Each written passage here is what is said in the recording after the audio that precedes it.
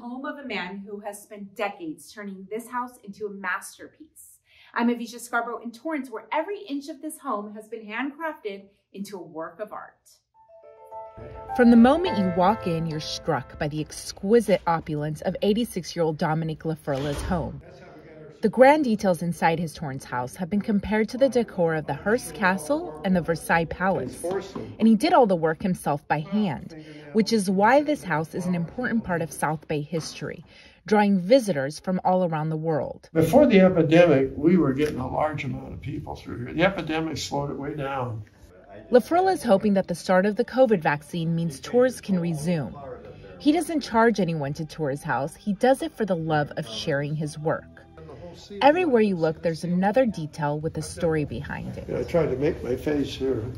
He shows me his plaster work. Where's the dragonflies at? They're in here. His hand-carved columns. These are all porcelain. And all 9 of his ceiling domes. This was hand cut.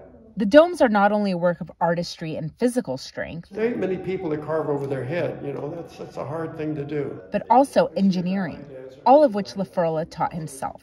I left school in 7th grade. I lost a lot of big jobs because of this, because I don't have a degree.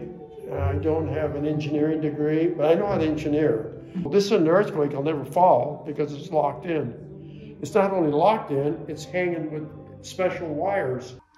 This is an old video of him making a dome by using a large spinning knife contraption.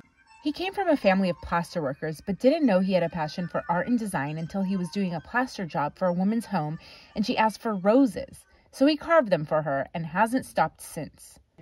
This house serves as a showroom for the work that has taken him 50 years to complete. I destroyed this house 3 times. Here, we're working here. And he's still not done.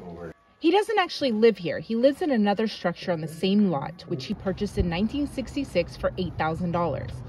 Most of his work is created here in the garage. How's that look at?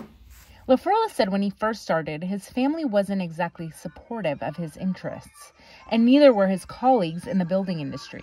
I would tell people what I was going to do, and they'd laugh at me. Everybody laughed. And my dad was one of them. My dad says, in your dreams all the time. But he did find success working on many high-budget projects, including the famous Hacienda de la Paz in Rolling Hills, where Laferla helped build this Turkish bath and underground tennis court, unlike any other.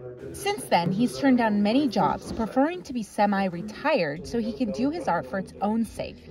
He says one day he wants his showroom to be an official museum where his life's work will outlast him and touch the lives of others for years to come.